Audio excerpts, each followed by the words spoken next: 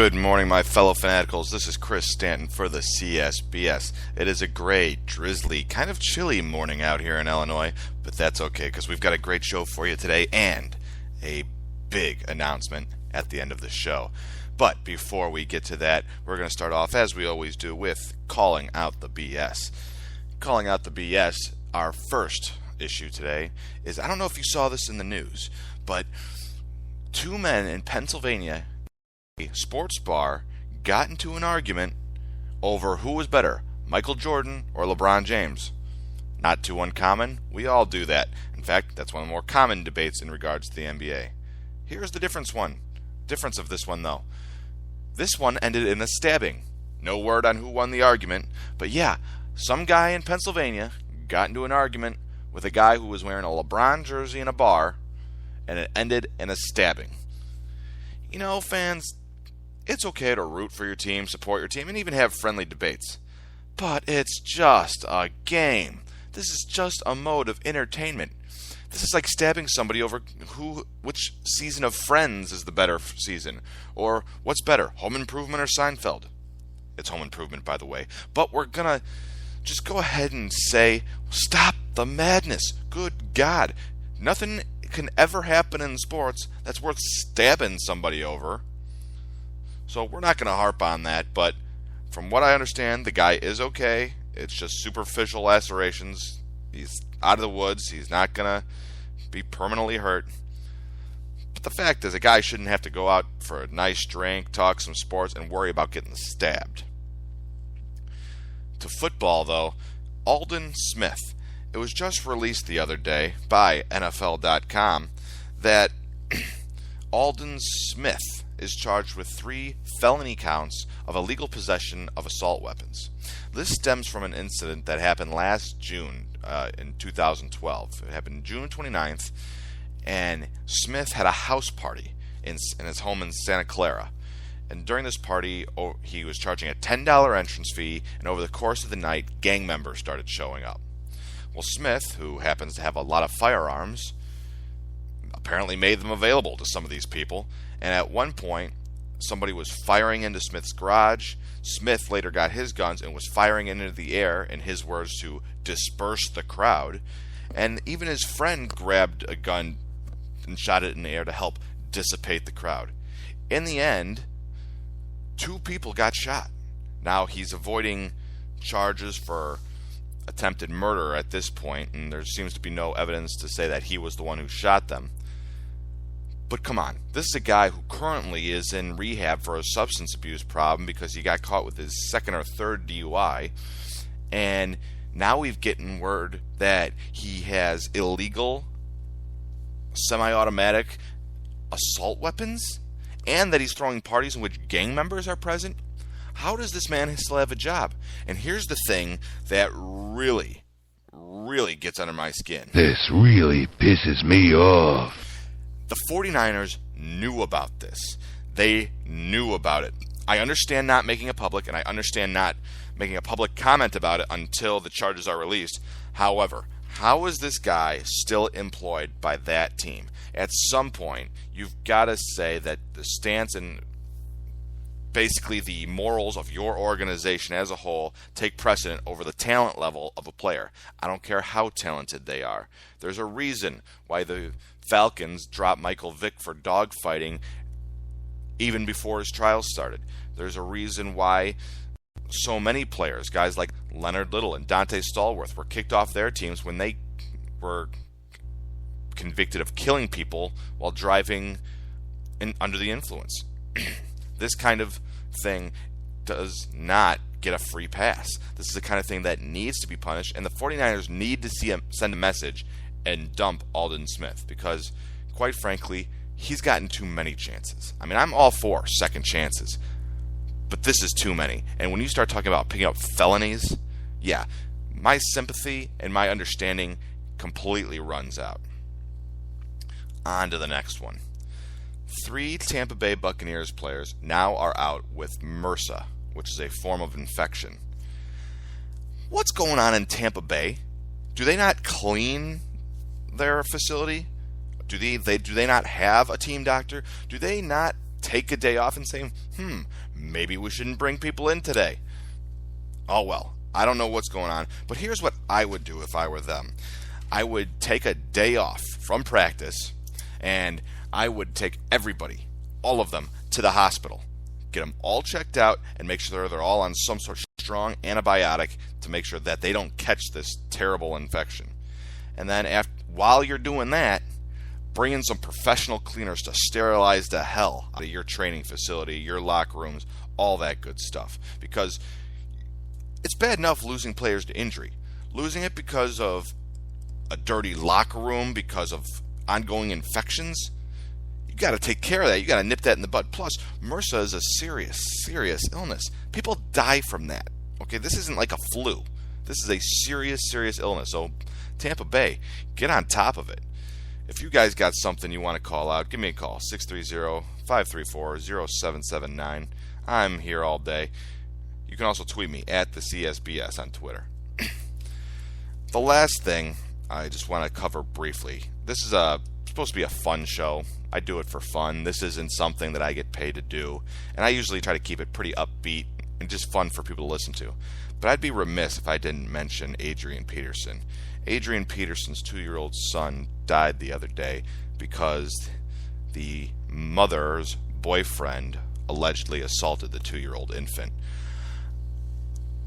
And I just want to say, if you're religious, send out your prayers. If you're not religious, just send out some good thoughts, because I'm not a parent, but I can say unequivocally that the worst thing a parent could ever experience is the death of their child, whether they be 2, 22, or 52. So for all of you out there who pray or just want to send out good thoughts, do that for Adrian Peterson, because quite frankly, he doesn't deserve this. No one does. But back on to the fun stuff, and we're going to recap Week 5. Had a pretty solid week. Well, no, I didn't. I missed 6 of them. What can I say? Not strong showing by me. Going 8-6.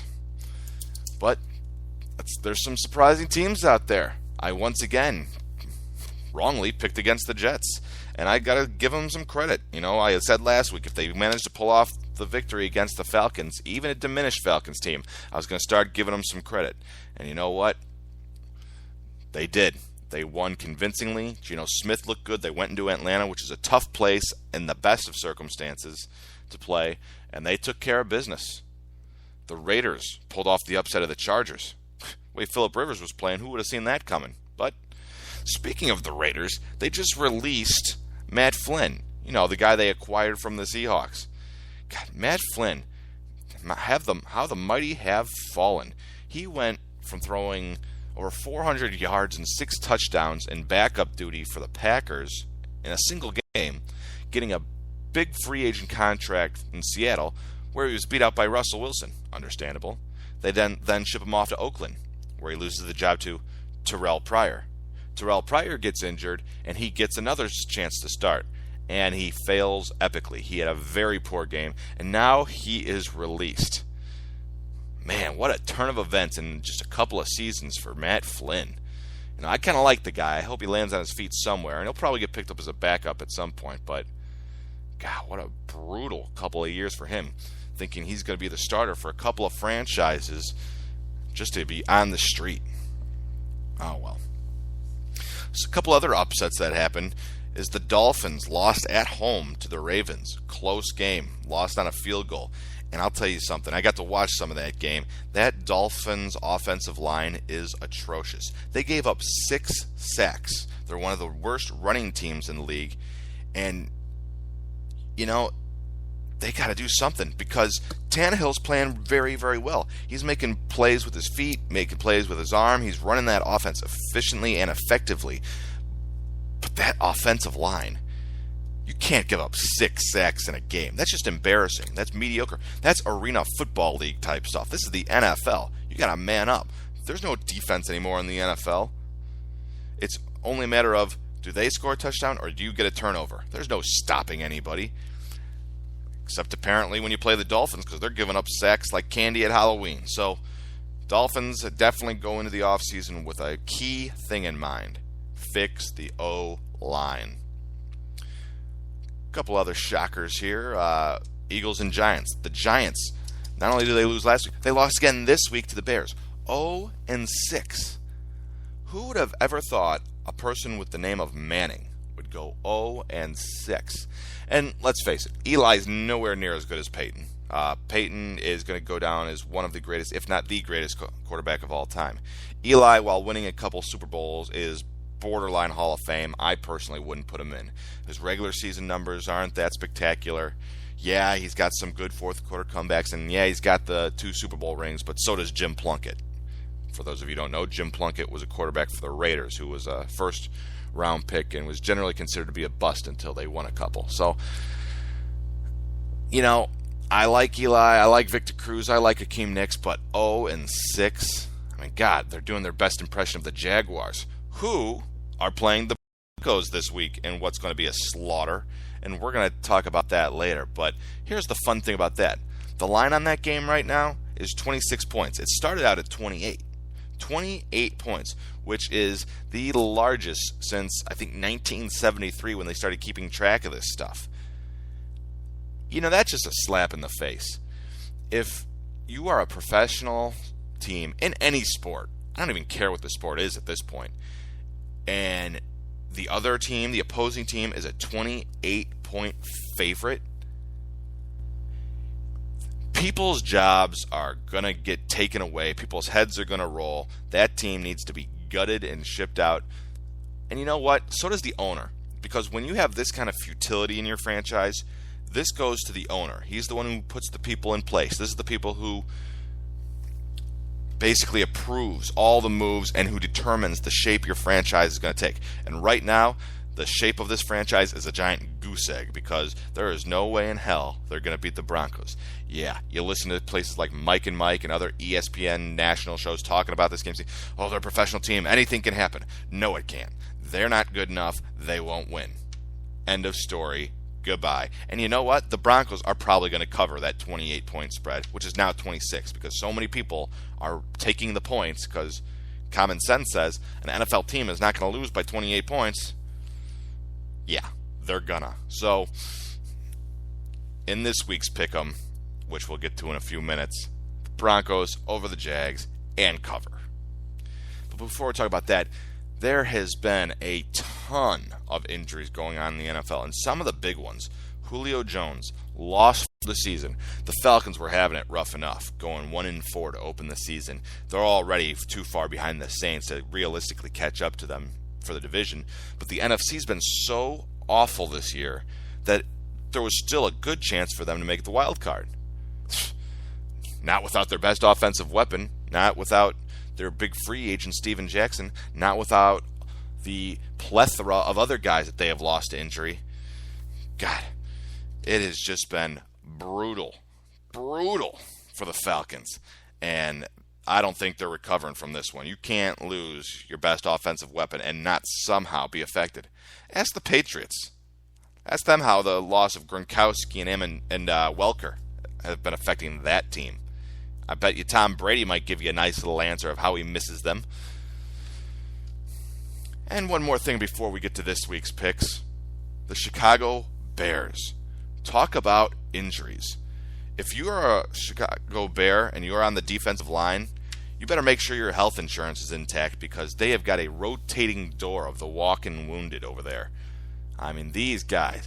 Henry Milton, their franchise 3-technique defensive tackle who's coming off a Pro Bowl season, gone for the season. Nate Collins, his backup, who was playing as well or better than any defensive lineman for the Bears this season, gone, out for the season. DJ Williams, free agent linebacker brought in to replace Brian Urlacher, gone for the season. The Bears defense is shoddy enough, and they're allowing rushing yards like it's going out of style. They can't stop anybody. The only reason they're doing okay is because that defense is good at taking the ball away. But when they don't take the ball away, the other team's driving against them. Look what Drew Brees did to them. No turnovers, a lot of points. And to have these kind of injuries to that many starters